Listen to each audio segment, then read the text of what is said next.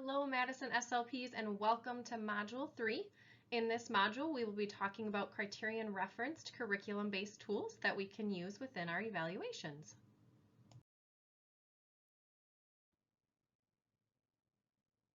Just an overview for this week's module. We will review a functional framework that we can view the curriculum through within our evaluations.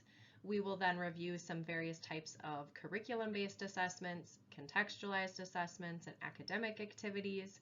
Then it will end with a couple case examples and finally review that application activity. This framework, Riot and ISIL, comes from interventioncentral.org from a How RTI Works series by Jim Wright, 2010. And DPI also recommends using this framework within comprehensive evaluations. So the complete detailed document from DPI will be linked on our Google Drive for you to review in more depth if you wish.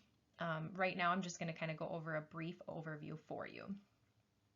Riot and ISIL is meant to be a flexible framework or matrix to guide and support teams in gathering information from a range of resources and perspectives, and then investigate the possible explanations or root causes for academic, social, or behavioral difficulties a student may be having.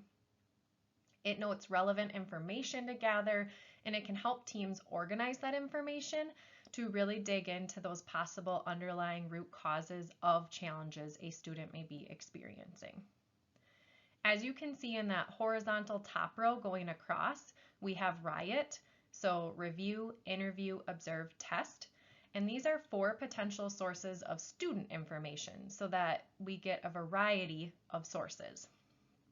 So review is really looking at past and present student records, which many of us already do when we're in that pre-referral and that referral, a review of existing data stage. Interview. This is when you interview a variety of teachers, different school staff, the student, as well as the family to learn more about maybe what's going well and some challenges that might be happening. Observe. That's a direct observation of the student's skills and strategies that they may be using or not using. And again, with the new criteria, this is a really important part of our evaluation and required. Test. This is when you look at certain hypotheses for why a student is struggling and what supports they may benefit from.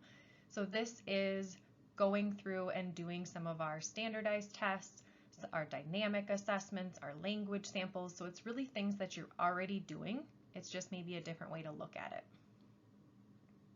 If you look at that vertical column going along the side, that left-hand side, we have ISIL, so instruction, curriculum, environment, and learner. These are those 4 key domains of learning to be assessed, so we can look at where difficulties might be happening outside of just the learner or the student. So we can get a full range of relevant explanations as to why the student is struggling, and we can really dig in and examine and consider a lot of different reasons.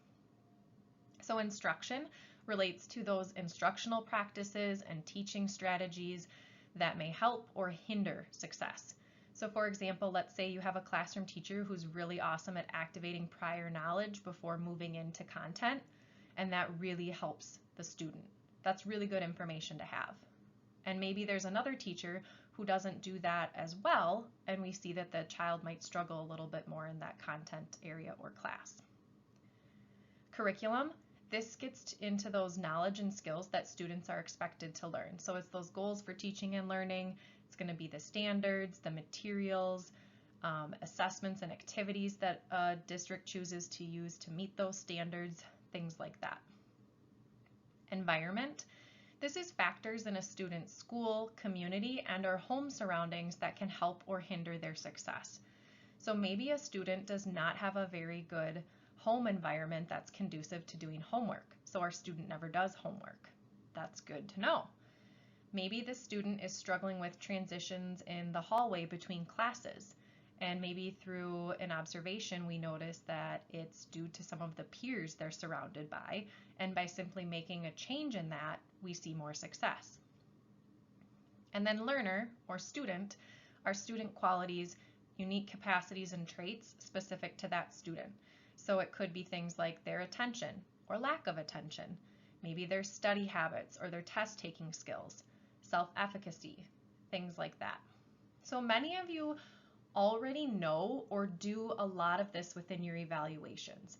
Riot and ISIL just provides a different view or a framework view to kind of reference and organize information within, and to really ensure that teams are getting that comprehensive view of a student.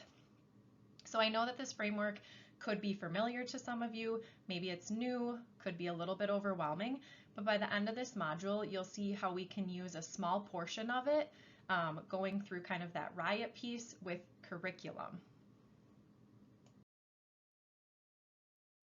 Now that we have that broad understanding of Riot and ISIL and using that as a framework, we're going to focus in on Riot and the curriculum aspect of ISIL to support us in using Criterion referenced curriculum-based tools such as curriculum-based assessments, academic activities and artifacts, as well as contextualized tests. In the context of the curriculum, the question that we are asking is not whether the student is learning grade-appropriate curriculum, but rather, do they have the speech, language, or communication skills necessary to learn the curriculum?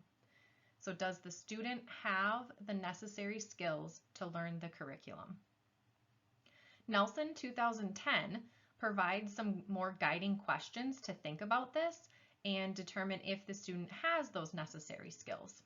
So first, we want to know what language skills or what skills are required to complete a task. What does the student need to be able to do? In other words, what is the context, or in the context of a curricular task, what is the expected response? And this can be done through reviewing the curriculum, interviewing a teacher, interviewing the student, and then observing. Next, we want to ask the question about the student's current performance. So what does the student currently do? And this can be done through interviewing a variety of people in that student's life. So maybe their teacher, their family, and even that student has great insight.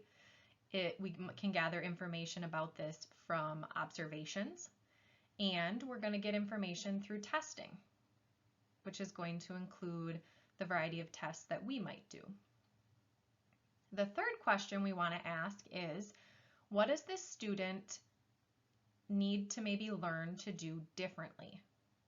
Okay, this is where we're going to compare that expected response, what skills are required, with the observed response, what is the student currently doing? And we're going to determine that mismatch. And if there is a mismatch, we want to dig into why. This is also where we need to be culturally responsive to our students' needs and determine if this mismatch is due to culture and/or linguistic mismatches, or if it might be more indicative of a possible disability. And this is where tools like dynamic assessment are going to come in super, super useful so that we can figure this out a little bit better. And we are going to gather that information again through interviewing, observing, and then testing. That last question is really serving as a bridge to that observed response and expected response, and exploring how can we make some modifications to the curricular task, the curriculum, or that broader context to increase the student's success. So it might be things like, do they need more time? Do they need some pre-teaching of vocabulary? Do they need a graphic organizer? Could we rephrase directions? So thinking about modifications that can be made within the broader context to support success. So what are some examples of curriculum-based tools that we might go to? We have a variety of tools that we can consider, and all of these tools should be tied to some sort of standards or have determined objectives that are being addressed within them, which is often the standard. So first, we might look at some published curricular options. These are going to be things that come with the curriculum that the school district has chosen to use. And they're going to have a variety of assessments that teachers might be using. They could be more formative in nature. So maybe after completing a science lesson on the plant life cycle, students are instructed to draw a concept map to demonstrate their understanding. Maybe the assessment is more summative. So at the end of a math chapter, a math unit, there's going to be some sort of test that a teacher gives to see where students are coming out with their learning. Teacher-created assessments are very common as well. So maybe based on the curriculum, the materials the teacher is using, a group or grade level has decided to create their own based on standards, based on learning, how they want to see students progress. This could include reading running records. Maybe they have created their own letter sound knowledge assessment to be specific to pieces of information they want to know about, or maybe it's something like a rubric, and these are often common in writing. It could be academic activities and artifacts. So maybe it's getting different assignments that students have completed and discussing what the expectation, the criteria was from the teacher's perspective. It can also be contextualized tests. So this is going to include things like the STAR, maybe the forward exam, different things like that. Here is an example of a published curriculum-based assessment. Based on Haggerty, they have some different published materials that teachers use to work on those pre-literacy, those early phonological and phonemic awareness skills. And these assessments are available online for free, and they give you some different areas to assess in phonemic awareness and different criteria to look at. So this might be something that your district or teachers are using, or they may have something similar but a little bit different.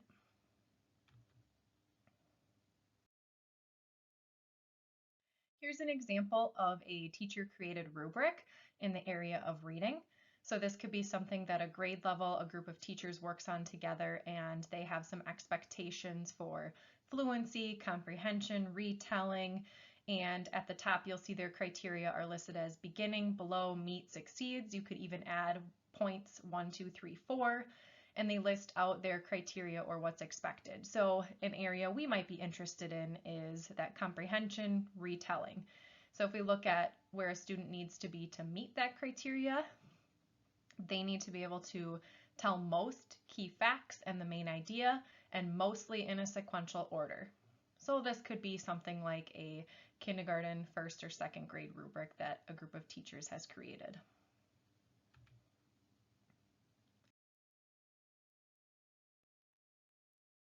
Here's an example of an academic activity. This is a writing sample from a second grader, and this was in response to the teacher saying, write about an animal within a habitat that we've learned about in science class. And we can see that this student stayed on topic about white sharks. They said that they like them, they like how they swim and are in the water, so they have a little bit of detail, maybe need some help expanding those details. And we can see they kind of use run-on sentences, so maybe need some support with syntax or something like that.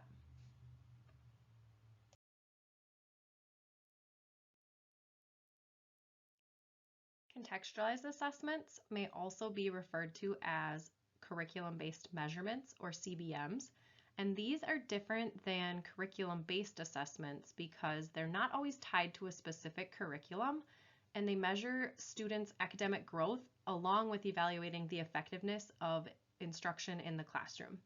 So curriculum-based measurements, or CBMs, they are a simple set of standardized procedures that are a way to obtain reliable and valid measurements of students' achievement. So a few examples are listed on the slide for you, but there are many more options out there. And CBMs often measure a variety of areas such as math and reading. They can be computer adaptive tests and make automatic adjustments throughout testing. I know in your district you use FastBridge, and FastBridge is considered a CBM as well as a computer adaptive test. These can measure performance and growth towards benchmarks or standards that a district outlines. They can also predict student performance on high-stake tests and show trend lines. These CBMs inform teaching and learning at a classroom level or an individual level. And some of them can be used as a Criterion reference tool or a norm reference tool, depending on how the data is being collected and analyzed. So like I said, I know within your district you use FastBridge, so this is a great place to start and talk with your teachers about possible tests that they use within that, and maybe scores and reports that they get that could be useful for us to look at. And these tools do often have pretty good reports that allow us to dig in a little bit more than just seeing a score, and they can often provide insight into what skills a student might be missing and where to go next with instruction and what to work on to get them to the standards and expectations that a district has set.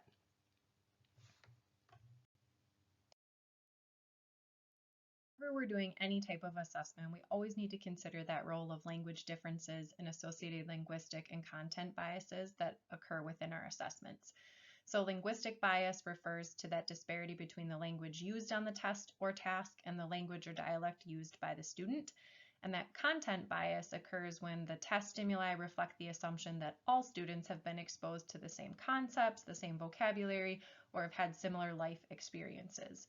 So linguistic and content biases associated with tests and tasks, or in our curriculum-based tools and assessments, raise the question of whether poor performance results due to academic difficulty or a linguistic difference.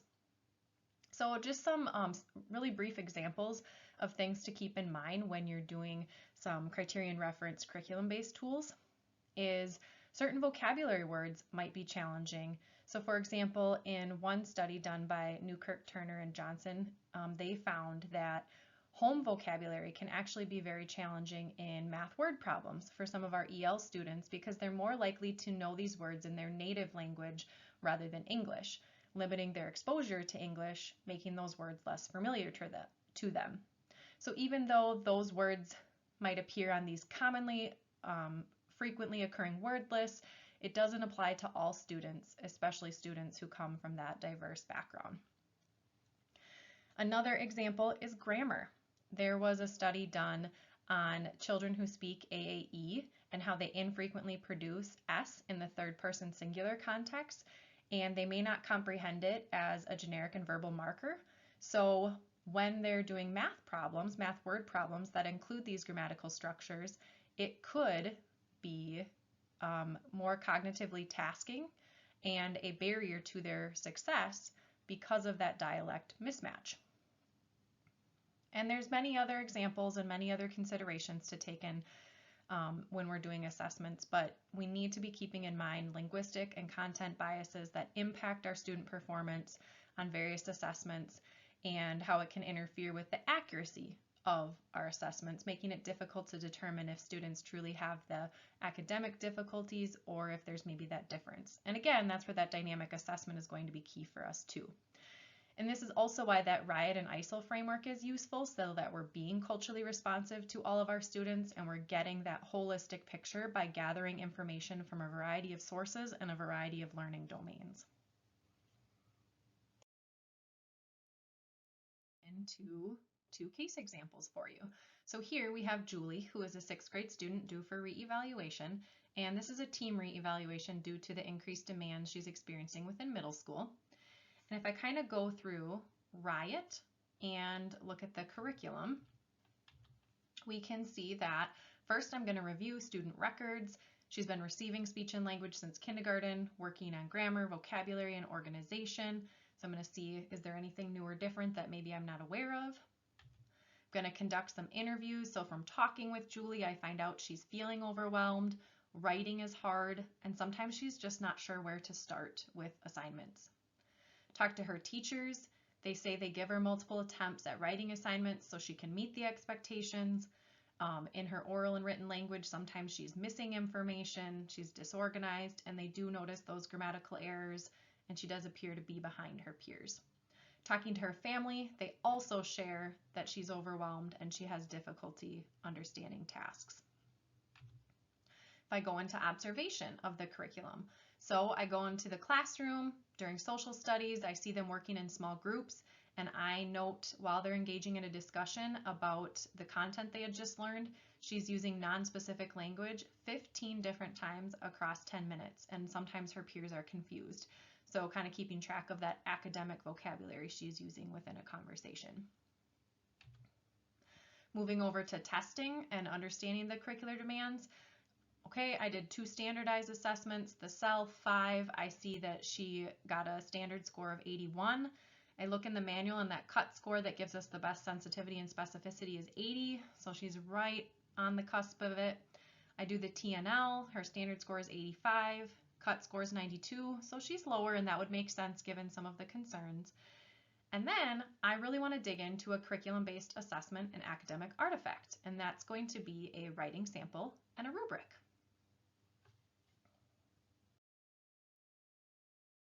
Get back from her teacher in terms of a writing rubric. If you're not viewing this in full screen mode, I highly recommend it so that you can see this better.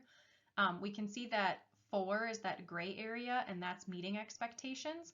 And then the yellow highlights are where Julie is falling. So we can see that she is below expectations in various areas. They need to have main idea and details. She's staying mostly focused, but not having all the details needed. Good intro and conclusion, clear sequencing and transitions. She's got some paragraphs, not great introduction, conclusion. Sequencing is a little bit challenging and attempts transitions.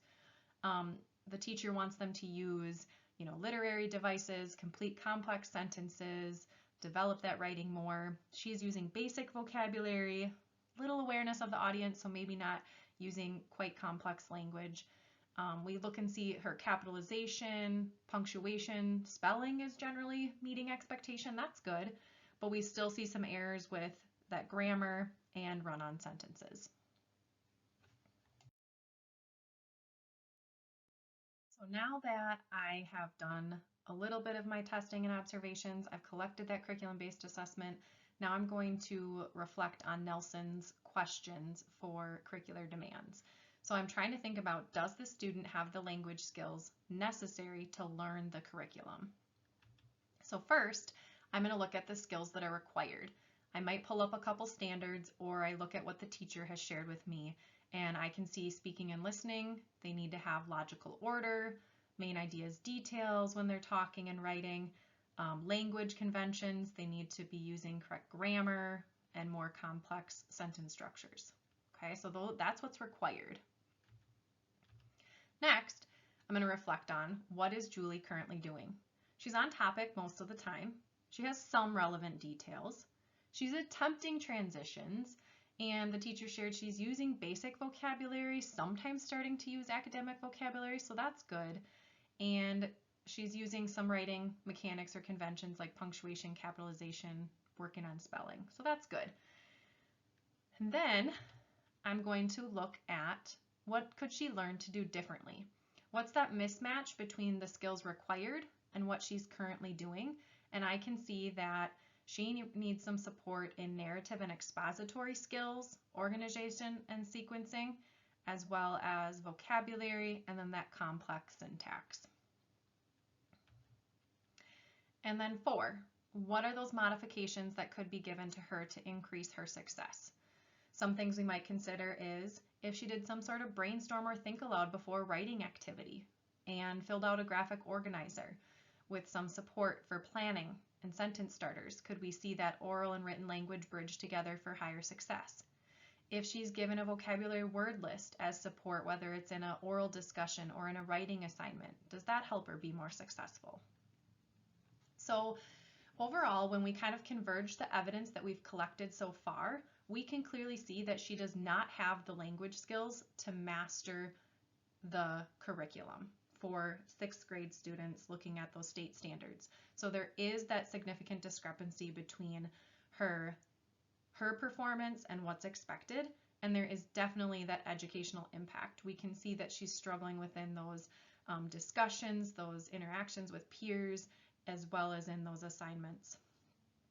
So by doing this and kind of reflecting on her curriculum-based assessment, looking at it through that Riot lens and the Nelson's guiding questions, this gives us an opportunity to really develop goals that are aligned with the curriculum and possibly utilize curriculum-based interventions so that her goals are really functional and based on that participation model within the classroom. Here's another case example of a student. His name is Zach. He's a little bit younger in kindergarten, and this is an initial evaluation for him. So if we kind of use that Riot and curriculum guide to go through, we can see we might review his student records and look at any past present information. Is he in any interventions? Is there any history of birth to 3 or anything like that? We can also get that information through interviewing various people in his life. The teacher had referred him for some speech errors, some difficulty understanding him. Maybe it's impacting reading. She's not really sure. And the family said some sounds are hard for him, but they're not sure if it's a big deal.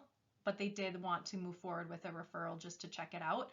And then from talking with Zach, he said he feels pretty good about himself. So then we move into an observation. We've gone into his classroom during small group reading activities, and we can see that he's participating. He appears to enjoy talking. There really doesn't appear to be any difficulty with peers understanding him. Then we move into that test phase. We do a standardized assessment. That CAP 2, we're looking at those speech sound errors. He gets a standard score of 77. So, okay, that score might be a little bit lower, but that's only one little piece to the puzzle. So then we decide to collect some classroom writing samples to look at those possible connections with speech sound errors and spelling. And then we dig into a curriculum-based assessment, and this teacher uses the Haggerty assessment.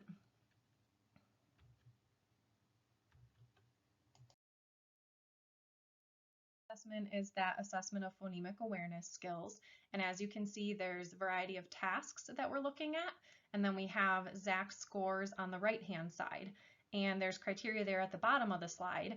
And we can see that a 3 to a 4 is developing, 5 is proficient, and the teacher shares that most kids should be at that 4+ at this point in the year. But we're not quite at the end of the school year, so some of those lower scores might still be okay because they'll do it again at the end of the school year. So if we kind of briefly glance at this, he's got mostly 4s, and then we look at those 3s, so adding initial phonemes, deleting phonemes. Okay, so he's at a 3, still developing, not significant concern. So this is that published curricular-based assessment tool that we've kind of dug into, and it's overall showing us that he has some pretty strong phonemic awareness skills despite some speech sound errors. So that's good information to have and view within the broader context of this assessment. Now that we've kind of gone through that Riot curriculum review of Zach, and we've gotten that curriculum-based assessment, I've done a little bit of testing and observation. Now I'm going to reflect on if Zach has the necessary speech and language skills to learn the curriculum. So that first question, what skills are required to be successful within the curriculum? The teacher has given me 2 standards to reference, speaking and listening. So they need to be able to participate in classroom discussions, ask questions, things like that. And then there's those phonological awareness skills. So recognizing and producing rhyme, some blending and segmenting, some isolating of sounds, and addition, deletion, substitution of some sounds. So the skills that are required are those. And then I want to look at what is Zach currently doing. So he is attempting to participate in activities in the classroom. He is responding to teacher cues and prompts within those phonemic awareness activities, which is awesome. Then, what does he need to learn to do differently? What is that mismatch between those skills required and what he's currently doing?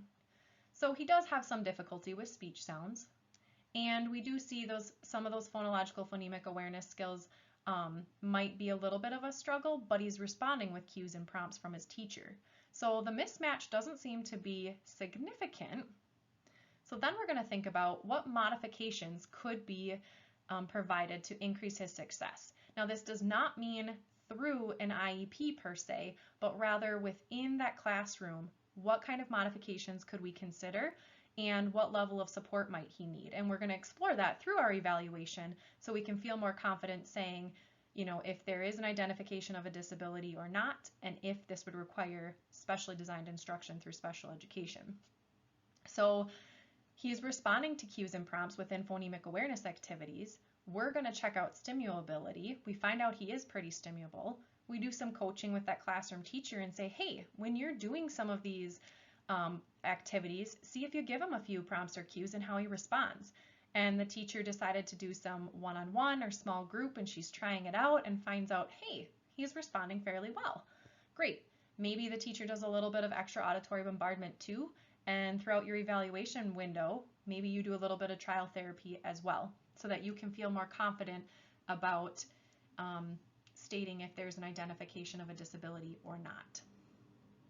So when we kind of converge the evidence that we've collected so far, we've done that review of existing data, we've done some interviews, observations, we've done some of that testing, we've looked at curricular-based activities, we've tried some things out with the teacher, we can see that he is stimulable, he's responding to prompts and cues at a lower level, minimal support, he can get some of that extra practice for those phonemic awareness skills within the classroom, so that's awesome.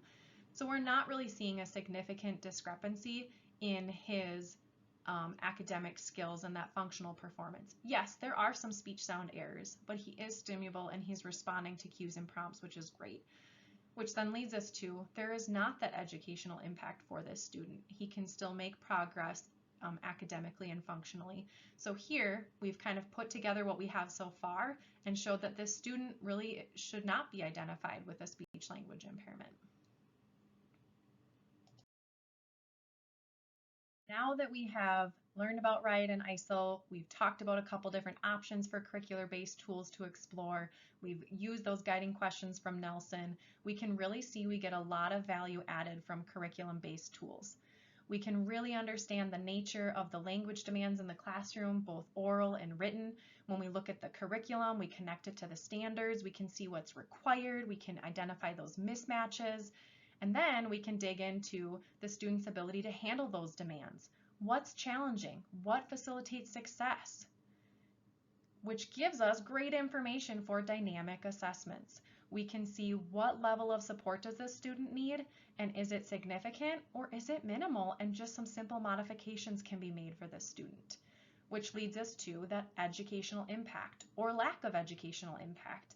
And that really helps us make a better decision about if the student is identified and meets that criteria for a disability or not. And let's say that student were to meet and be identified with a disability, we have some really great information for potential intervention targets and goals with the curriculum-based information as well as the connection to the standards. So you can get a lot of awesome information from digging into the curriculum and using RIDE and ISIL and using those guiding questions from Nelson. Bringing this module to a close, we're going to go over that application activity. You will find a lot more detail on this in the module overview on the shared Google Drive. And we would like you to think about a student on your caseload that you'd like to learn more about. Maybe it's the same student you've been using, maybe it's a new one, an eval or due for re-eval. And we want you to work with one teacher to collect some sort of curriculum-based data that you could view through a Criterion reference lens. So think about published assessments, teacher-created academic activities, a contextualized test, and see if you can kind of reflect on that with the teacher very briefly. And then we would like you to submit a brief write-up reflecting on those 4 questions from Nelson, thinking about the context of the curriculum and the language demands. What did you learn and what was the value added? How might you use this information moving forward? And if you have time, again, we don't want to make it too time-consuming or overwhelming, maybe try to connect to a standard or see if that teacher can give you a standard connection. So on the Google Drive, you'll find all of this information. We have those guiding questions from Nelson in a document. I linked the RIDE and ISIL more detailed document from DPI as well. And there is another useful document from DPI talking about comprehensive evaluations. If you haven't seen that before, you might find it useful. And then we will have a community of practice to kind of go over all of this information, share what you learned, share what went well, maybe what was challenging. And you are also welcome to schedule an optional coaching session to just share some insight on your activity or some feedback for us. So again, we cannot reiterate enough how much we value your time, your input, and collaboration throughout this pilot project. We hope that we've shared some bits and pieces of new information or perspectives that you found valuable, and John and I have certainly learned a lot from each and every one of you as well. So thank you so much. We're very grateful for your participation and your input. And as always, feel free to reach out if you need support throughout any point within this module.